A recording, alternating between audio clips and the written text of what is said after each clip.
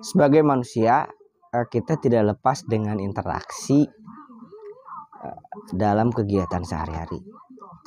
Karena sudah pasti manusia akan membutuhkan seseorang untuk saling bertahan, ya. Untuk mempertahankan hidupnya, ya manusia itu kita selalu saling bertahan gitu. Namun di sini kita akan jelaskan mengenai syarat-syarat terjadinya interaksi sosial. Jadi kemarin di video sebelumnya tuh yang belum nonton, silahkan ada deh mengenai ciri interaksi sosial dan pengertiannya.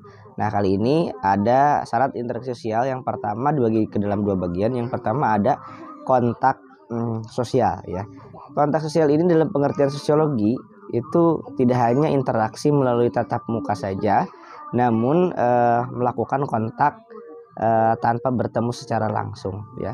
Itu bisa dengan melalui informasi, radio, ya, telepon, bahkan surat elektronik.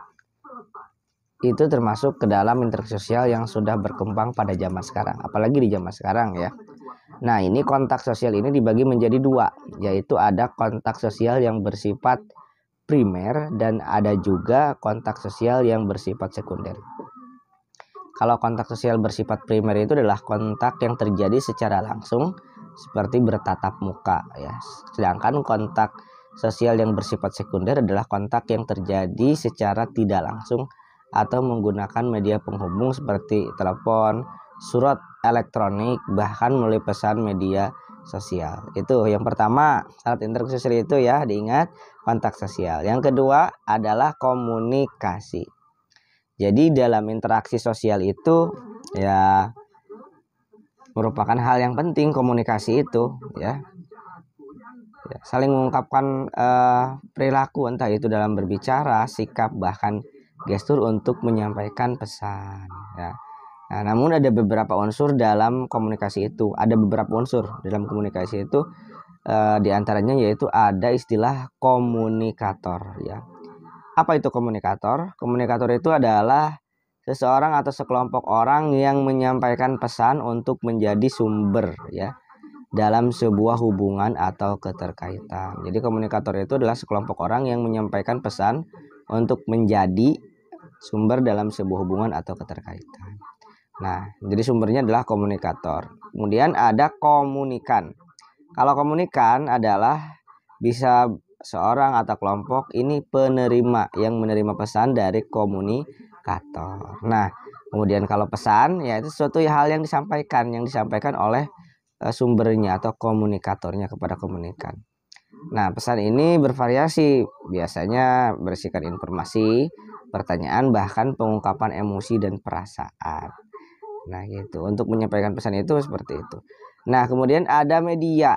Nah, ada perantara media komunikasi ini, ada medianya, perantaranya dapat berupa lisan, tulisan, gambar, bahkan film, biasanya memberikan pesan yang tersurat. Nah, setelah ada medianya, maka ada efeknya. Perubahan apa yang diharapkan terjadi pada komunikan atau penerima pesan tersebut setelah mendapatkan pesan dari komunikator. Nah, itu sahabat sekalian, ya. Kita sudah belajar mengenai syarat, ya. Syarat interaksi sosial. Yang pertama kontak sosial dan komunikasi. Tadi ada kontak primer, kemudian ada kontak sekunder, kemudian tadi ada komunikasi, ya. Ada istilah-istilah seperti komunikator, ya, komunikan, kemudian ada pesan yang disampaikan, ada media, dan ada efeknya juga tadi, ya.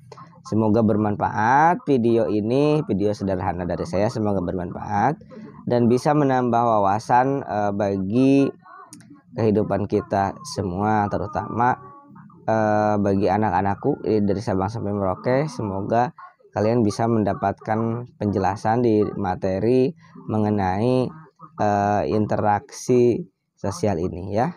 Terima kasih, ya. Assalamualaikum warahmatullahi wabarakatuh.